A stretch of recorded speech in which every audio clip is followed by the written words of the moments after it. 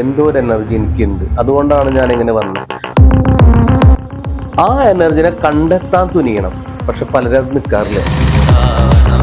നിഗൂഢ മന്ത്രവാദമോ അല്ലെങ്കിൽ മന്ത്രമോ താന്ത്രികമോ ആയിട്ടുള്ള വിധികളോ കർമ്മങ്ങളോ വേണ്ടേ?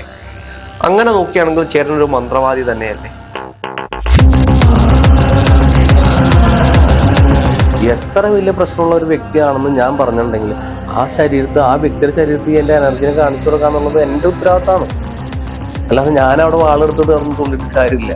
താങ്കളുടെ കുടുംബത്തിൽപ്പെട്ട ഒരാളും മരണപ്പെട്ട അത് മറ്റൊരു കുടുംബത്തിലേക്ക് പോകുന്നില്ല. കാരണം ഇന്ന് നമ്മളോടൊപ്പം ഉള്ളത് രാജീവ് മടത്തിലാലാണ്. നമസ്കാരം ചേട്ടാ. നമസ്കാരം. ചേട്ടൻ അബാക് മീഡിയയിലെ ഇതിനു മുമ്പും എപ്പിസോഡുകൾ വന്നിട്ടുണ്ട്. ഒരുപാട് കാര്യങ്ങളെപ്പറ്റി സംസാരിച്ചിട്ടുണ്ട്.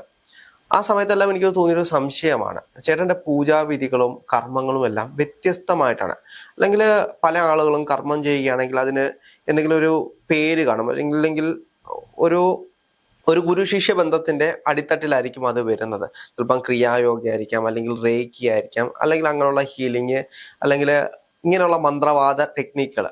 അപ്പം ചേട്ടൻ ഉപയോഗിക്കുന്നത് ഇതിലൊന്നും പെടുന്നില്ല എന്ന് പറയുന്നു. അപ്പം ഒരാളുടെ നെഗറ്റീവ് എനർജി സ്വയം ശരീരത്തിലേക്ക് ആവാഹിക്കണമെങ്കിൽ അതിലെന്തെങ്കിലും ഒരു നിഗൂഢ മന്ത്രവാദമോ അല്ലെങ്കിൽ മന്ത്രമോ താന്ത്രികമോ ആയിട്ടുള്ള വിധികളോ കർമ്മങ്ങളോ വേണ്ടേ? അങ്ങനെ നോക്കുകയാണെങ്കിൽ ചേട്ടനൊരു മന്ത്രവാദി തന്നെയല്ലേ? എന്താന്ന് വെച്ചാല് ആ വാക്കിന് തന്നെ വേറെ അർത്ഥമാണ് മന്ത്രവാദി എന്ന് വെച്ചാൽ മന്ത്രം കൊണ്ട് വാദിക്കുന്നത് ആരോ അതാണ് മന്ത്രവാദി. എനിക്ക് മന്ത്രം അറിയില്ല. അപ്പൊ ഒന്നാമത് തന്നെ ആ കാര്യമായിട്ട് എനിക്കൊരു ബന്ധമില്ലാത്ത ഒരാളാണ്. മന്ത്രം കൊണ്ട് വാദിക്കാനോ അല്ലെങ്കിൽ ആ ചടങ്ങ് ചെയ്യാൻ എനിക്കറിയില്ല. ഞാനൊരു എൻ്റെ ക്ഷേത്രത്തിൽ പൂജകളോ ഹോമങ്ങളോ മറ്റുള്ള കാര്യങ്ങളോ ഒന്നും ഇല്ലാന്ന് നേരത്തെ ഞാൻ പറഞ്ഞ ഒരാളാണ്. പിന്നെ എങ്ങനെയാണ് ഇത് ചെയ്യണേ, അത് രണ്ടാമത്തെ ഒരു കാര്യം. അത് മാത്രമല്ല, നമ്മളെല്ലാം ചെറിയ പ്രായത്തിൽ തൊട്ട് കേട്ടുവരുന്നത് മാന്ത്രികവും താന്ത്രികവുമായിട്ടുള്ള കർമ്മങ്ങൾ ചെയ്യുന്നവരാണ് ഇത്തരത്തിലുള്ള കാര്യങ്ങൾ ചെയ്യുന്നത് എന്നാണ്. അപ്പം താന്ത്രികമായിട്ടും അല്ല മാന്ത്രികവുമായിട്ടും അല്ല, അല്ലെങ്കിൽ മന്ത്രം കൊണ്ടോ കർമ്മം കൊണ്ടോ പൂജകൾ കൊണ്ടോ അങ്ങനെ ഒന്നുമല്ല. അപ്പം പിന്നെ ഇത് എങ്ങനെയാണ് സാധ്യമാകുന്നത്? ഒന്നാമത്തെ കാര്യം, നമ്മുടെ ഉള്ളിലുള്ള കഴിവിനെ നമ്മൾ തിരിച്ചറിഞ്ഞ എന്നൊരു കാര്യമാണത്. എൻ്റെ ഉള്ളിലുള്ള കഴിവിനെ ഞാൻ തിരിച്ചറിഞ്ഞ ഒരാളാണ്. ആ തിരിച്ചറിഞ്ഞ ഒരാൾക്ക് ഒരിക്കലും ഈ ഇത്തരത്തിലുള്ള പൂജകൾ വഴിപാട് ചെയ്യേണ്ട ആവശ്യമില്ല. ഇപ്പോൾ പെട്ടെന്ന് മനസ്സിലാക്കാൻ ഒരു കാര്യം ഞാൻ പറയാം. ഞാൻ ഒരിക്കലും ഒരാളെ മോശമാക്കാനോ അല്ലെങ്കിൽ വേറെ രീതിയിലല്ല പറയുന്നത്. സാധാരണ ക്ഷേത്രങ്ങളിൽ ഇപ്പൊ ഇത്തരത്തിൽ ആചാരം നടക്കുന്നിടത്ത് പലരും നൃത്തത്തിൽ വന്നതും നമ്മൾ കണ്ടിട്ടുണ്ട്. പലതരത്തിൽ നൃത്തത്തിൽ വന്ന ഓരോരുത്തരെ കണ്ടിട്ടുണ്ട്. ഈ നൃത്തത്തിൽ വന്നിട്ട് ഇവർ പറയുന്നത് ചിലപ്പോൾ അവിടെ ദേവിയായിരിക്കാം, അല്ലെങ്കിൽ മുത്തപ്പനായിരിക്കാം, അല്ലെങ്കിൽ വിഷ്ണുവായിരിക്കാം. അങ്ങനെയുള്ള പല ചൈതന്യങ്ങളും നമുക്ക് അവിടെ വരുന്നത് കണ്ടിട്ടുണ്ട്. ഇത് വന്നിട്ട് അവർ പറയുന്ന ഒരു കാര്യങ്ങളും അവർ പറഞ്ഞ രീതികളും രണ്ടും രണ്ടായിരിക്കും. അപ്പൊ ഞാൻ എപ്പോഴും എന്നെ അറിയുന്ന പലരോടും ഞാൻ സംസാരിക്കുന്ന ഒരു കാര്യമാണ്, നിങ്ങളുടെ ശരീരത്താണ് ആ ചൈതന്യം ദേവിയാണെങ്കിൽ വിഷ്ണുവായാണ് വന്നെങ്കിൽ നിങ്ങൾക്കത് നേരിട്ട് തീർത്താൽ പോരെ. നിങ്ങൾ അതിന് വേറെ പരിഹാരം പറയാനോ മറ്റുള്ള ചടങ്ങ് ചെയ്യേണ്ട ആവശ്യമില്ലല്ലോ. ഇപ്പൊ എന്റെ ശരീരത്താണ് അങ്ങനെ ഒരു ചൈതന്യം വിഷ്ണുവായിട്ട് അല്ലെങ്കിൽ അയ്യപ്പ ആരായിക്കോട്ടെ ഒരു വന്നിട്ടുണ്ടെങ്കിൽ ഞാൻ പ്രത്യേകിച്ച് അതിനൊരു വഴിപാട് പറഞ്ഞ് നിശ്ചയിക്കേണ്ട ആവശ്യമില്ല. എനിക്ക് ഡയറക്റ്റ് തീർക്കാമല്ലോ. അതെ അല്ലേ? അതല്ലേ എന്റെ ശരി. പക്ഷെ നമ്മൾ ആ രീതിയല്ലല്ലോ എവിടെയും കാണണേ. അത് എന്തുകൊണ്ടാണ്? അവർക്കത് നടക്കുന്നത് അല്ലെങ്കിൽ ആ ചൈതന്യമാണ് വരുന്നത്. അതിന്റെ പൂർണ്ണ കർമ്മശക്തിയല്ല, അതിന്റെ ദർശനമെന്നാണ് പഴയ കാരണവന്മാർ പറയണത്. ഒരു മനുഷ്യ ശരീരത്തിലേക്ക് അത് കാണിച്ചു കൊടുക്കുന്നത് എന്തിനാന്ന് വെച്ച് കഴിഞ്ഞാൽ ഒരു വ്യക്തി ഇത് വിശ്വസിക്കാത്തൊരു വ്യക്തി, ആ വിശ്വസിക്കാത്ത ഒരു വ്യക്തിക്ക് ഇതൊരു അനുഭവം കൊടുക്കുന്നതാണ് ദർശനം എന്ന് പറയുന്നത്. ആ അനുഭവം കിട്ടുമ്പോഴാണ് അദ്ദേഹത്തിന്റെ ശരീരത്തിൽ തന്നെ പ്രവർത്തനം കണ്ടപ്പോഴാണ് അദ്ദേഹം മനസ്സിലാക്കുന്നത് എന്തോ ഒരു എനർജി എനിക്കുണ്ട്, അതുകൊണ്ടാണ് ഞാൻ ഇങ്ങനെ വന്നത്. ആ എനർജിനെ കണ്ടെത്താൻ തുനിയണം. പക്ഷെ പലരും അത് നിൽക്കാറില്ല. ചിലര് അതിൽ തന്നെ നിന്നിട്ട് പറയും, പിന്നെ അവർ കൽപ്പന പറയലും മറ്റുള്ള കാര്യങ്ങളായിട്ട് മാത്രം മാറുമ്പോഴാണ് അവർ പിന്നെ നിശ്ചയിക്കുന്ന പൂജകൾ വേണം, ഇന്ന ആവാഹനം വേണം, ഉച്ചാരണം വേണം എന്ന് പറയുന്നത്. അതിനെ പൂർണ്ണ തലത്തിലേക്ക് എത്തിപ്പെട്ടായിരുന്നെങ്കിൽ അദ്ദേഹത്തിന് ആ പൂജകളും വഴിപാടും ചെയ്യണ്ട, അദ്ദേഹത്തിന് ആ ശക്തിയോട് പറഞ്ഞ തീർക്കാനുള്ള കഴിവുണ്ടാവണം. ഈ എനർജി എന്ന് പറയുന്നത് ഇപ്പം ശിവനോ ശക്തിയോ അങ്ങനെയുള്ള ദൈവങ്ങൾ മാത്രമല്ലല്ലോ, ആത്മാക്കളുണ്ട് എന്ന് പറയപ്പെടുന്നുണ്ട്. അപ്പൊ ഈ ആത്മാക്കളെയോ അല്ലെങ്കിൽ ഈ ശക്തികളോ ഒക്കെ കാണണമെങ്കിൽ അവരൊരു മീഡിയമാണ് എന്ന് പറഞ്ഞു കേട്ടിട്ടുണ്ട്. അങ്ങനെയാണെങ്കിൽ ചേട്ടനൊരു മീഡിയമാണോ? അങ്ങനെ പറയാം. ഒരു മീഡിയമാണോന്ന് ചോദിച്ചു കഴിഞ്ഞാല്, മീഡിയമാണെങ്കിൽ ആത്മാക്കളെ നേരിട്ട് കണ്ടിട്ടുണ്ടോ? ആത്മാക്കളെ നേരിട്ട് കാണുന്ന എന്ന് പറഞ്ഞ പല തരത്തിലാണ്. ആൾക്കാർ പറയുന്ന ചിലർ പറയുന്ന കാറ്റായിട്ടാണ്, മറ്റുള്ള കാര്യങ്ങളായിട്ട് ഞാൻ പറഞ്ഞു. എൻ്റെ ജീവിതത്തിൽ അങ്ങനെയല്ല. എൻ്റെ ജീവിതത്തിൽ കണ്ടെടുത്തോളം കാരണം അതിൻ്റെ ഒരു പ്രസൻസ് കാണണമെങ്കിൽ ആ ഒരു വ്യക്തിയുടെ ശരീരത്തിൽ കാണാൻ പറ്റുള്ളൂ.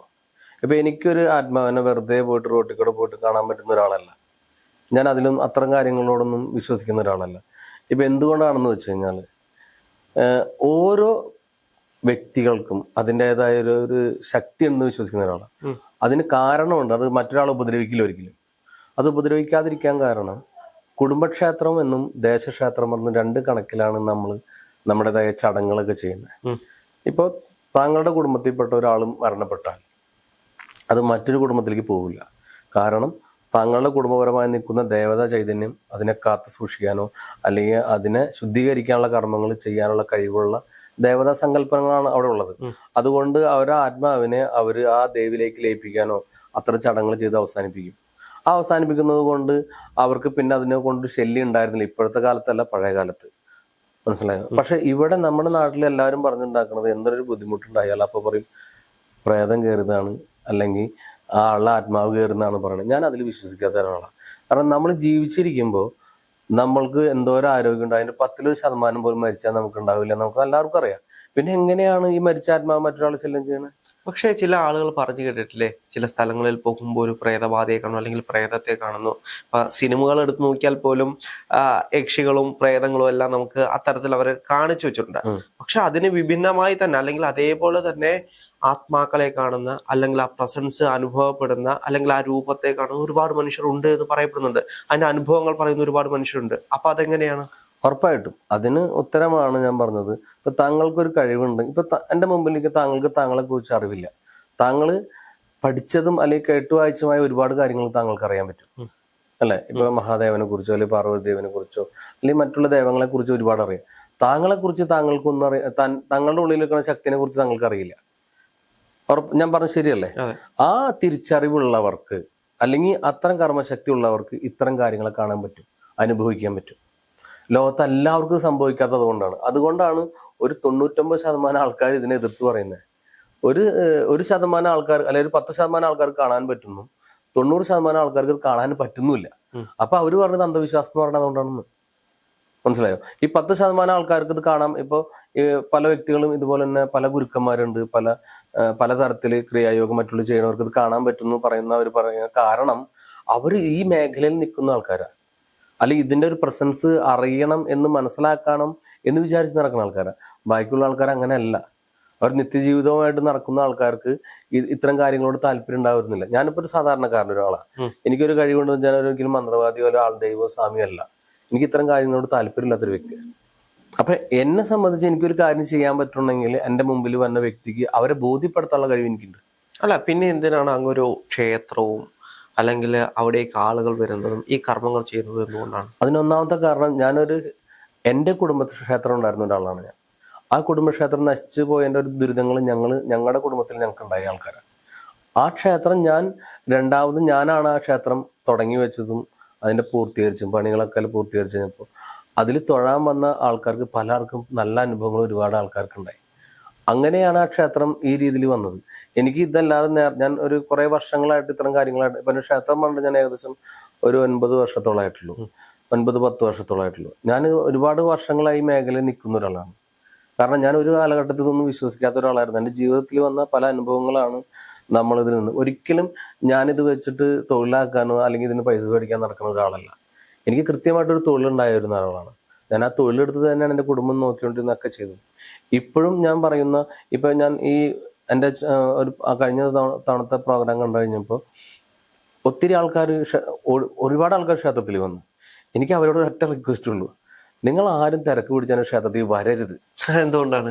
കാരണം വരരുതെന്ന് തന്നെ ഞാൻ അത് സ്നേഹം കൊണ്ട് പറഞ്ഞു. വരരുതെന്ന് പറയാൻ കാരണം എല്ലാവർക്കും തിരക്കാണ്. ഇപ്പൊ നമ്മളൊരാളൊരു കാര്യം ഉണ്ട് എന്ന് പറഞ്ഞാൽ അത് അപ്പൊ തന്നെ കിട്ടുന്ന വിശ്വസിച്ച് വരുന്ന ആൾക്കാരാണ് എല്ലാവരും. എനിക്കൊന്നും അങ്ങയുടെ അടുത്തേക്ക് വരുന്ന ആളുകളെല്ലാം എന്തെങ്കിലും ദോഷമുണ്ട് എന്ന് ചിന്തിച്ച് വരുന്ന ആളുകൾ തന്നെയായിരിക്കും. അത് അവർക്ക് ആ കുറച്ച് സമയം കൊണ്ട് തന്നെ ഇത് മാറ്റിയെടുക്കണം എന്നൊരു ആഗ്രഹത്തിലായിരിക്കും അവർ വരുന്നത്. അത് മാറ്റി കൊടുക്കാൻ കഴിയില്ല എന്നാണ് അങ്ങ് പറയുന്നത്. ഉറപ്പായിട്ടും. കാരണം കഴിയാണ്ട് മാത്രമല്ല, ഇവരെന്താ കുഴപ്പമെന്ന് വെച്ചാല് ഒരുപാട് സ്ഥലങ്ങളിൽ പോയിട്ട് പൂജകളും വഴിപാടുകളും ഹോമങ്ങളൊക്കെ ചെയ്ത് ലക്ഷക്കണക്കിന് രൂപ അതിനുവേണ്ടി കളഞ്ഞിട്ട് വന്ന ഒരുപാട് വ്യക്തികളാണ്. അതാണ് അതിന്റെ മെയിൻ സംഭവം. അപ്പൊ വരുമ്പോ നമുക്കൊരു ചെറിയൊരു ബുദ്ധിമുട്ടായിട്ടാണ് തുടങ്ങണ്ടെങ്കിലും ഈ ചില ആൾക്കാർ പൂജ ചെയ്യുമ്പോൾ ഇതിന്റെ വലിപ്പം കൂടും, ഞാൻ കണ്ടിട്ടുണ്ട്. അപ്പൊ ഇവരത് ബുദ്ധിമുട്ട് കാണുമ്പോഴായിരിക്കും ചിലപ്പോൾ നമ്മളെ പോലുള്ള ഇങ്ങനത്തെ ഒരു ന്യൂസിൽ കാണുമ്പോൾ ഇവർ പറയും വേഗം പോയി അത് മാറും എന്ന് വിശ്വസിച്ച് വരും. എനിക്കത് ചെയ്യാൻ കഴിയാത്തത് ചെറിയൊരു കാര്യത്തിന് പൂജകളും വഴിപാടും കൊടുത്ത് ദോഷത്തിന് വലുതാക്കി വെച്ചിട്ട് അത് ഓടി വന്നോടെ മാറ്റാൻ പറ്റില്ല. നമ്മൾ ആ കർമ്മങ്ങൾ ആ ചടങ്ങ് ചെയ്യുമ്പോൾ ഈ എനർജിനെ അതിനെ ശരീരത്ത് വരുത്തി അതിന് വേണ്ട കാര്യങ്ങൾ ചെയ്തു വയ്ക്കണ വരെ സമയം ഉണ്ടാവണം. അതാരും ചെയ്യില്ല, ഇതിന് സമയമില്ല. ഇപ്പൊ എനിക്ക് കഴിഞ്ഞ ഇന്റർവ്യൂവിൽ വന്നതിന് ശേഷം ഒരുപാട് പേര് ക്ഷേത്രത്തിൽ ഞങ്ങളുടെ കർമ്മം ചെയ്യണമെന്ന് പറഞ്ഞു വന്നപ്പോൾ ഞാനൊരു 90% ആൾക്കാരുടെ കാര്യങ്ങൾ ചെയ്തു. ഒരു 10% കൂടുതൽ ആൾക്കാർക്ക് കാര്യങ്ങൾ ചെയ്യാൻ പറ്റിയിട്ടില്ല. ഞാൻ തുറന്നാ പറയണേ. കാരണം എന്ന് വെച്ചാൽ എനിക്ക് കുഴപ്പമുണ്ടായിട്ടില്ല, അവർക്ക് തിരക്കായിട്ടാണ്. വന്ന് അപ്പം തന്നെ ഞങ്ങളുടെ കാര്യം കഴിഞ്ഞിട്ട് അടുത്ത വണ്ടിക്ക് കയറി പോകണമെന്ന് പറഞ്ഞ ചടങ്ങുകൾ നടക്കില്ല, അത് ഒരിക്കലും നടക്കില്ല, എനിക്ക് ചെയ്യാൻ പറ്റില്ല. അതുകൊണ്ടാണ് ഞാൻ പറഞ്ഞത് എൻ്റെ ക്ഷേത്രത്തിൽ ആര് വന്നാലും തിരക്ക് പിടിച്ച് വരരുത് എന്ന് പറയാൻ കാരണം. വന്നാൽ തന്നെ ഞാൻ അപ്പോഴും പറയുന്ന ഒരു കാര്യമാണ് അവരോട്, നിങ്ങൾ ആ ക്ഷേത്രത്തിൽ വരുന്നുണ്ടെങ്കിൽ ആദ്യം തന്നെ ഞാൻ ശരിയാണോ എന്ന് നോക്കണം, രണ്ടാമത് ആ ക്ഷേത്രത്തിൽ നടക്കുന്ന ചടങ്ങ് ശരിയാണോ എന്ന് നോക്കണം, മൂന്നാമത് അവിടെ വന്നിരിക്കുന്നവരോട് സംസാരിക്കണം, ഇതൊക്കെ നിങ്ങൾ വന്നിരുന്നിട്ട് എന്തെങ്കിലും ഗുണം കിട്ടിയിട്ടുണ്ടോ ചോദിക്കണം, നാലാമതാണ് നമ്മൾ ഈ കർമ്മങ്ങൾ അങ്ങനെയാണ് ഞങ്ങൾ കാര്യം ചെയ്യണമെന്ന് ആഗ്രഹിക്കുന്നത്. പക്ഷെ എല്ലാവരും വരുമ്പോൾ ഞങ്ങൾക്ക് വിശ്വാസമാണെന്ന് പറഞ്ഞു വരും. വന്ന് നമ്മൾ ആ കാര്യം ചെയ്ത് പലർക്കും അത് മാറിക്കഴിഞ്ഞാൽ ഒരു തിരിഞ്ഞു വരില്ല. പിന്നെ അത് ഒരുപാട് പ്രശ്നത്തിന് നമുക്ക് നമ്മുടെ ലൈഫിൽ പ്രശ്നം ഉണ്ടാക്കും. അപ്പൊ ഇത് എന്ന് വെച്ചാൽ ഇതൊരു വേറൊരാൾക്ക് വ്യക്തികൾക്ക് അല്ലെങ്കിൽ ചെയ്യാൻ പറഞ്ഞ കാര്യമായിരിക്കില്ല. അപ്പൊ ഞാൻ ചെയ്യണത് വേറെ വ്യക്തിക്ക് ചെയ്യാൻ പറ്റില്ല, ചിലപ്പോൾ വേറെ വ്യക്തി ചെയ്യണത് എനിക്ക് ചെയ്യാൻ പറ്റില്ല. അപ്പൊ എൻ്റെ രീതി എന്താണെന്ന് വെച്ച് കഴിഞ്ഞാൽ എത്ര വലിയ പ്രശ്നമുള്ള ഒരു വ്യക്തിയാണെന്ന് ഞാൻ പറഞ്ഞിട്ടുണ്ടെങ്കിൽ ആ വ്യക്തിയുടെ ശരീരത്തിൽ എൻ്റെ എനർജിനെ കാണിച്ചു കൊടുക്കുക എന്നുള്ളത് എൻ്റെ ഉത്തരവാദിത്തമാണ്. അല്ലാതെ ഞാൻ അവിടെ വാളെടുത്ത് തീർന്ന് തുള്ളിയിട്ട് കാര്യമില്ല. ഞാനത് അവരെ ബോധ്യപ്പെടുത്തി അത് മാറ്റി കാണിച്ചാൽ മാത്രമേ എനിക്ക് എന്താണ് ഇതിനെക്കുറിച്ച് അറിവുള്ളൂ എന്ന് മാത്രം വിശ്വസിച്ചാൽ മതി. ഞാൻ എല്ലാവരും പറയുന്ന ഒരാളാണ്. അപ്പൊ എനിക്ക് അതിനോട് തർക്കിക്കേണ്ട ആവശ്യം വരുന്നില്ല. പക്ഷെ ഇതിന് ആ ക്ഷമയില്ലാതെ വരുന്നവർക്ക് എനിക്കൊന്നും ചെയ്യാൻ പറ്റില്ല.